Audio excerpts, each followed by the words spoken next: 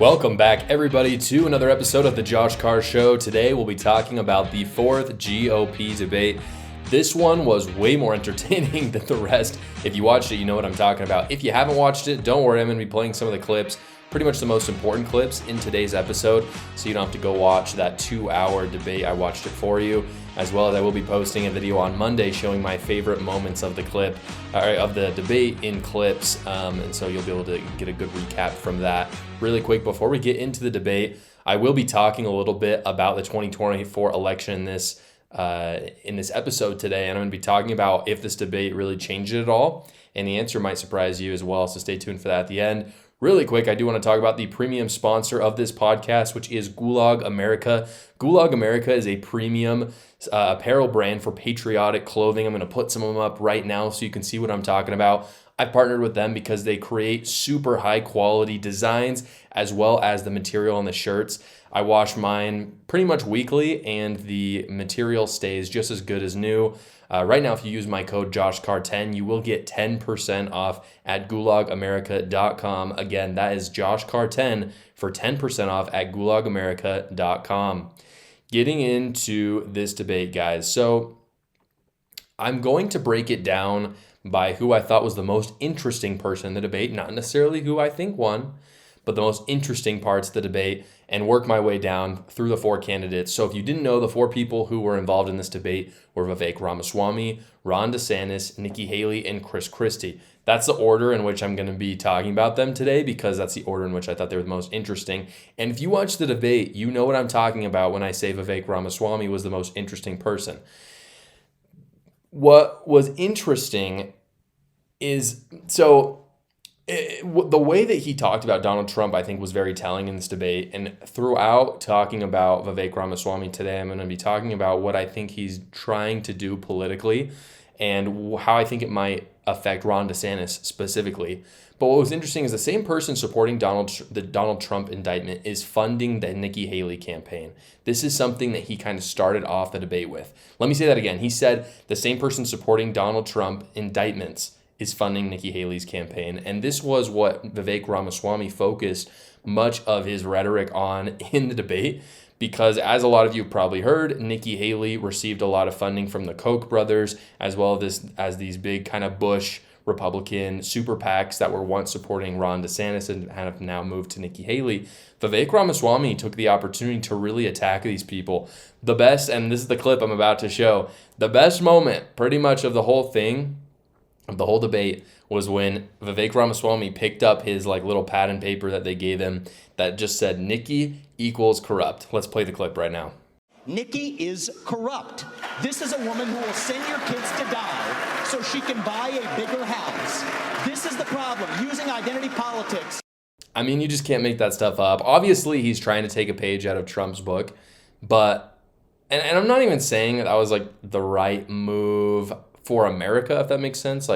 Is it making us more unified as Americans? I don't know. Is it making the Republican Party more unified? I don't know. But the name of the game, and I've said this so much for these candidates, is they have to distinguish themselves from each other.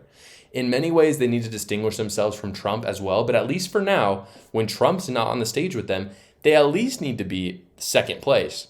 And Vivek Ramaswamy's not. And so something that he did that the other candidates did not do is he actually attempted to distinguish himself. And I think that's evident by the way that the mainstream media is playing the way that he debated. They're talking more about Vivek Ramaswamy and what he said than anybody else. And the reason why is because he was the kind of the most boisterous, had the most fight in him, as evident by this clip. Something that he said that was really awesome. I'm just kind of included in my notes some of my favorite moments of what people have said. Was he said that when he wrote Woke Inc., he wasn't making it as an instruction manual for Nikki Haley. So he went in on Nikki Haley, talking about the corruption, especially with her gaining wealth through the military-industrial complex, as we know she has, as well as these super PACs that are now funding her. Ramaswamy did call Nikki Haley, he said, the closest to fascist, which is objectively true. And the reason why he's saying that is because of the money that she's taking and the way that she's trying to kind of force us into wars that, in his opinion, aren't productive. I would agree with that. But I will say that, in my opinion, took a step too far, because we all know at the end of this that the Republicans are going to sit down and they're going to choose a nominee, most likely going to be Trump, and all of them are going to have to come back together, right? It always happens. And the news is going to come out, like the media is going to come out to them and be like, hey, you called Nikki Haley a fascist, and she is also supporting Donald Trump now. So like, how does that work? And he has that uncomfortable, he has to take that uncomfortable moment and explain to them, like, she is a fascist, but, you know, like, we're working together. Like, I think that's a little too far. Usually you just say things like, oh, don't trust them, they don't have your best interests at heart, and then you can kind of walk that back later. Calling someone outright fascist is not something you can easily walk back. And so I think this was too far for Vivek Ramaswamy and not at all productive for the Republican Party. Though, in fairness to Vivek Ramaswamy, as he's talked about in the past, Ronna McDaniel doesn't really have any intention of working with him, and so I don't know if he's really that happy with the Republican Party in general.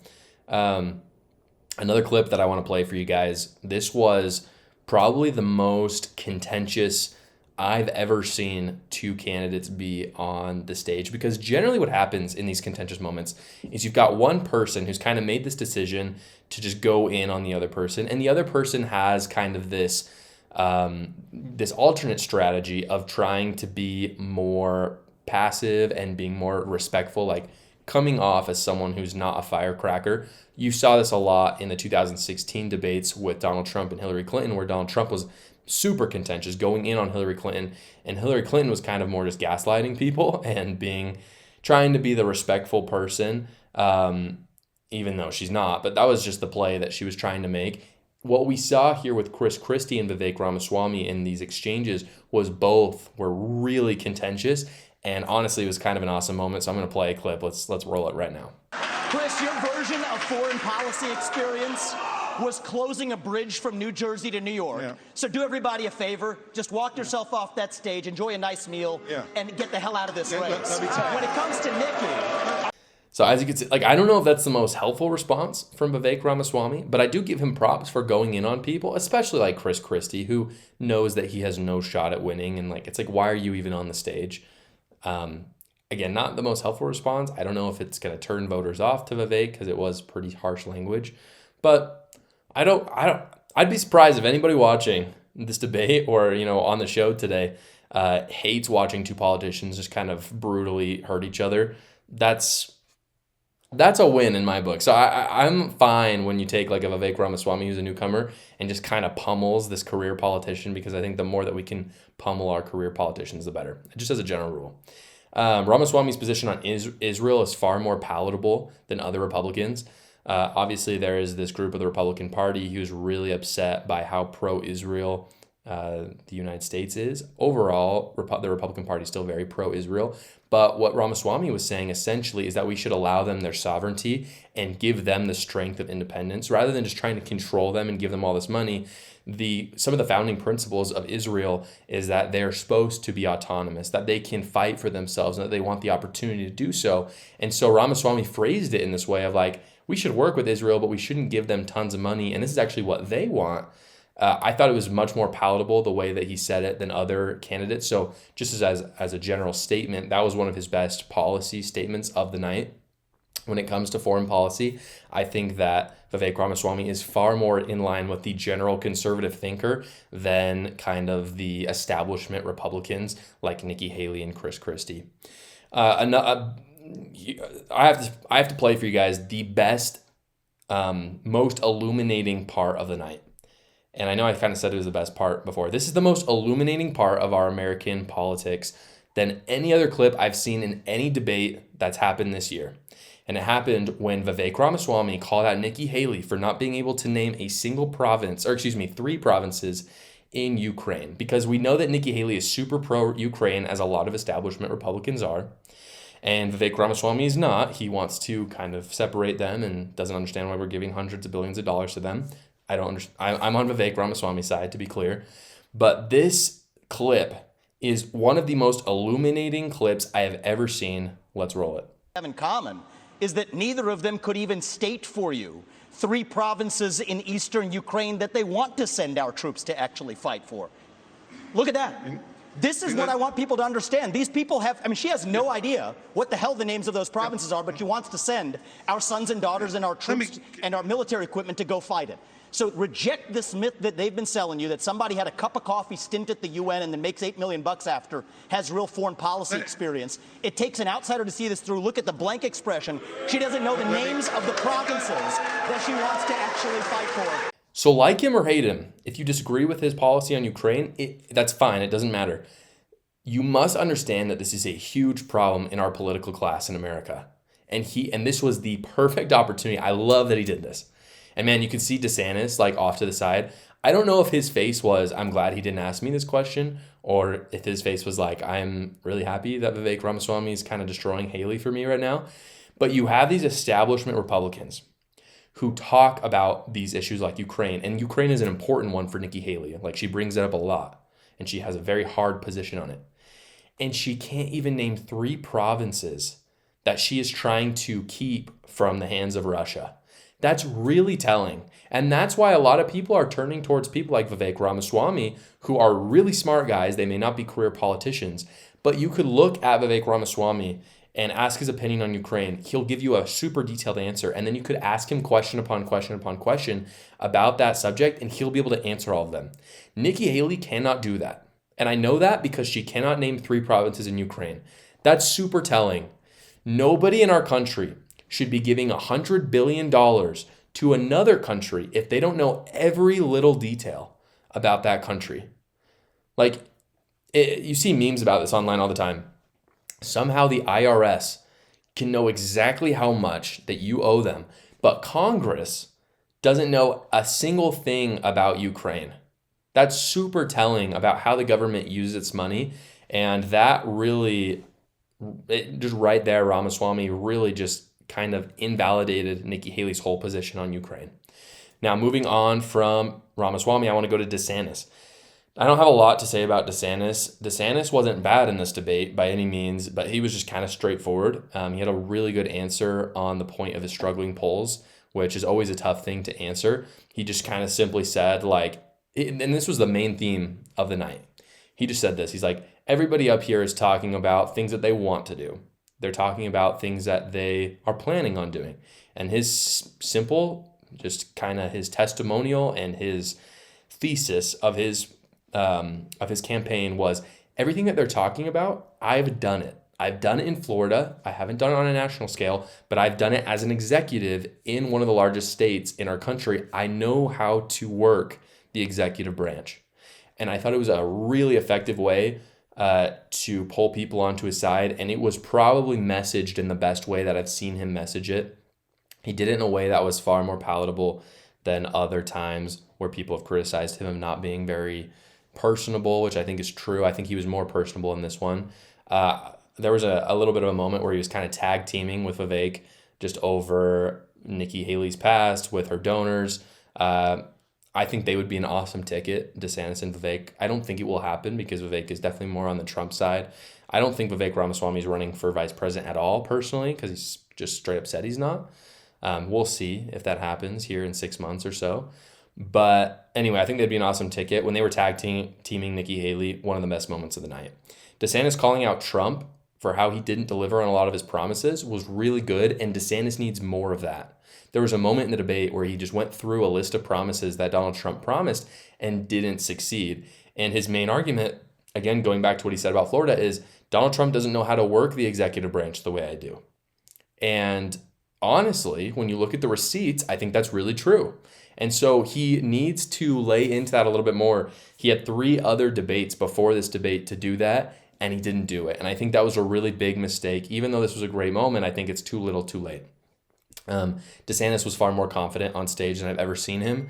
Perhaps it was because he was coming off of a win against Newsom the week earlier. But regardless, I think it was a good debate for DeSantis. I don't think he did what he needed to do to distinguish himself in the end, which is unfortunate, but I can't say it's super surprising. Moving on to Christie. Again, I said this was in order of who I thought was the most interesting. Christie was way more interesting than Nikki Haley. And let me be clear, I like Nikki Haley more than I like Christie. But Christie actually was a fighter in this campaign, or in this debate, and I kind of liked it. First off, he just started off the debate making a fat joke about himself, which I can get behind that. Like any politician that can make fun of themselves wins brownie points for me. Also had a legendary moment. Christie's basically had a moment where he called out Ron DeSantis for not answering questions directly. And then he proceeded to take control of that question and just answer it directly. And I thought, and the question was on, would he send troops to Israel to get American hostages out? To which Christie said he totally would. It was a powerful moment. Like he was just like, yeah, of course I would. And Ron won't answer it. And seeing that fight out of Christie was a pleasant surprise. It was honestly a great moment. More of that would be awesome. The main problem with Christie is this, and the moderators pointed this out in a question to him, and I'm going to kind of phrase this question in a different way. Basically, it doesn't make sense for what Christie is doing in his campaign. Like him and nobody in his campaign could think that he's winning, and the reason why is because of what the moderator said. He's basically calling Trump a dictator. He's literally said that, and anti-constitution. But as the moderators pointed out, 80% of Republicans have favorable views of Trump. So you're running in this party that is largely looking at your opponent. The only reason why you're running is because you hate Donald Trump. You're running in a party that likes him. How do you think that you're going to win by demonizing those people? Because to be clear, most of those people don't believe that Donald Trump is trying to subvert the Constitution. And so if you say that, you're attacking them as well as Donald Trump. So I don't understand how Christie thought he was ever going to win this. I don't see how that's a winning campaign strategy. I'm a little bit confused on what he's trying to do politically. Perhaps in the event that Joe Biden gets reelected, he's trying to maybe gain a position on his cabinet or as an ambassador. But beyond that, I just don't understand what he's trying to do. Christie, again, calling out DeSantis and the other candidates for not answering questions. He did it several times. Is totally welcome. I thought it was a great addition. I wish the moderators had done a little bit more of that.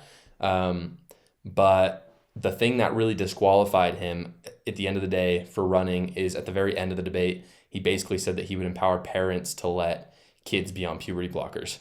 I mean, he straight up said that like the trans issue should not be in the hands of the government, which as a general rule, I understand where he's coming from, but you have to understand where that line of logic takes you. Because I believe, and most conservatives believe, that genital mutilation and puberty blockers are a form of child abuse.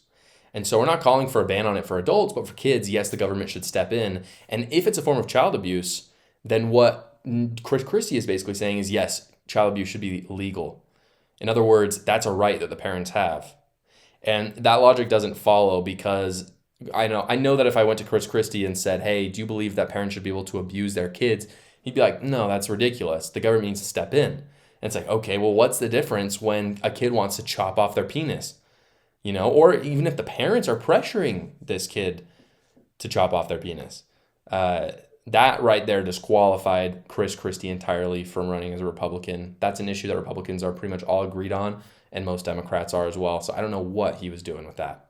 Really quick, guys, before I go to Nikki Haley, and I'm going to talk a little bit about Donald Trump as well as the 2024 election, I do want to talk about, I'm using it as my mouse little mover, but I do want to talk about my new book, A New Cult. A New Cult is a book that I just wrote. It came out just a couple weeks ago about the takeover of the West by the progressives. I talk about how they are literally a religious cult, the way that they've weaponized businesses, media, and the university to take over. It's a pretty short read, but I really enjoyed writing it. If you go to Amazon.com right now, you can order it, just $14.99. Again, I would love the support. I think you'll really enjoy it as well. I enjoyed writing it for sure.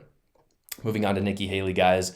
Nikki Haley, again, the focus of the night for Nikki Haley was her donor class. You would think that getting a ton of money from the Koch brothers would be a positive, but I really don't think it was. Money is important in a campaign, no doubt, but everybody was on her about that. And when I say everybody, I mean DeSantis and Vivek Ramaswamy, because they're the smart people. Christie and Nikki Haley are totally in a camp together. He was defending her all night. Probably wouldn't mind being on a ticket with her, provided that she wins the nomination, which will never happen. But Nikki Haley basically bragged about being supported by Wall Street people. And I just think for the average Republican or independent watching, they're like, I don't know. Don't brag about getting money from Wall Street. I think there's a way that she could have said it that would have been better. Like she said, I'll take money from anybody. That's kind of okay to say, but also most people understand that when you take money from someone, it means that they own you a little bit. I mean, just for this podcast, I am careful who I take money from because I know as soon as I take money from them, they're going to try to influence me in some way. I love my sponsors because they haven't done that. But again, as a politician, I'm not a politician. As a politician, that's like 10 times as bad. So I can't imagine what was going on with her trying to brag about that. I think most people see right through that. Nikki was pretty quiet and poised in this debate. Not super loud, not trying to fight like she was in the others. And I think that was to her detriment. I think America wants a fighter. She was trying to be quiet and submissive, and I just don't think that was the right move for her, especially when it came to Vivek Ramaswamy attacking her so hard. She just sat there. And instead of looking like she was just confident, it looked like she didn't have any answers. In fact, I didn't show this clip, but when he asks her about naming 3 provinces in Ukraine, she stays quiet for a long time until she finally blurts out 3 things, and they're not all provinces of Ukraine. So it's clear that she just didn't know the answer and she was really trying to think. And unfortunately, she did not realize that what she had said was not a province. Talking about Donald Trump really quick. Again, that's all I have to say about Nikki Haley. Not super important. I don't see her polls going up. But anyway, talking about Donald Trump, still a win. Obviously, everyone's like, who won the debate? And everyone's like, Trump won the debate. No, he didn't win the debate because he wasn't there. Now, if you want to talk about the nomination, yeah, Trump's winning. He's going to win because of the debate, probably because they didn't do anything to distinguish themselves. But to be clear, he didn't win the debate. I will just say right now, I think DeSantis won the debate because of just how straight up his answers were. I think an argument could be made that Vivek Ramaswamy won as well, though I do think some of what he said may have turned some voters off who are a little bit more touchy-feely. I'm not in that camp. I don't mind a little bit of fighting, but I think that could be true. Talking about the 2024 election, though, what's going to happen is Christie and Haley are going to drop out, and they're going to support Ron DeSantis. And that's awesome for him, but the problem is Ramaswamy, when he drops out, I have a really hard time believing, and I have a hard time, I don't know why anyone else would believe this, that he's going to support DeSantis over Trump. And so if all 3 of those people came behind DeSantis, and maybe he even got some endorsements from like Mike Pence, other people like that, he could probably surge to maybe 45%. But as it stands with Ramaswamy dropping out, if he drops out, which of course eventually he will, I think his numbers are going to join Trump's. And I think at this point, the race is going to come down to Trump and DeSantis and probably shake out to be about 35 or 40% to 60%. And that's it. Trump's going to win. Talking about kind of my overall thoughts of this debate, I thought the moderators did a very good job. I wish they had called people out for answering the questions a little better, but they did a really good job of letting it breathe, which NBC would just not do. They were so annoying with just not letting them interact, and that's what we want. We want to see them interact. I mean, that's where the drama is. That's where the actual debate comes in. And so I really appreciated the moderators for doing that. I thought overall they did a fantastic job because they got into better topics this time too. Some of these candidates got into a little bit more of meatier politics. DeSantis was one of them. Like, he talked about ESG. He talked about central digital bank currency, things that the average politician would not touch because it's just not super understandable for the average person. But he did, and I thought that was really awesome. Part of the reason why I think DeSantis won the debate is because he just had this confidence up there where he's like, I know my stuff. And I thought it was really good. Again, the winner of the debate was Ron DeSantis, in my opinion. Do I think it's going to have an effect on the election? No, I think Trump overall is going to win the nomination, and we're yet to see if Trump really has what it takes to beat Biden. Obviously, we know every single force in the world is going to try to fight him on that, and so it's yet to be seen if Trump is the strongest Republican candidate, but as of now, it seems like the GOP want him to run. So anyway, that is the episode for today, guys. Thank you so much for watching. I hope you got a little bit of value or entertainment out of this video. If you have, please consider subscribing down below. Comment what you thought about the debate, who won in your opinion, as well as go check out my book, A New Cult, at Amazon if you haven't already. I promise you'll enjoy it. Thanks, guys.